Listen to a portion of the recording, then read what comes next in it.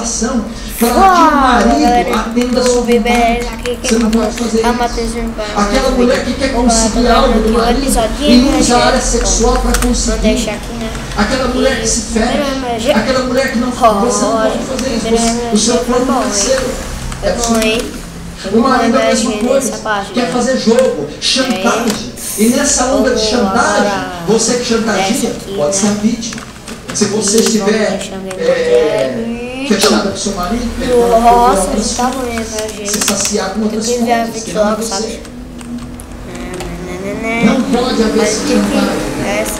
Você não pode usar o sexo como jogo de interesse. Você não pode manipular a relação através do sexo. Ou o marido a mesma coisa, para conseguir alguma coisa, para conseguir um sim da esposa, um não, um dinheiro, uma posse, um vestido, um carro.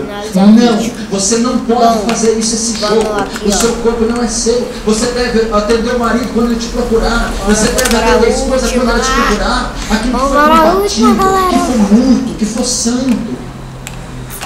São as varizes. Acho que hoje teremos mais vídeos. O segundo item do quarto. Porque não só é uma a mulher não tem poder sobre o corpo, o marido não tem poder sobre o corpo. O que significa? Os dois têm liberdade para explorar o corpo do outro, para atingirem prazer. O ato sexual é só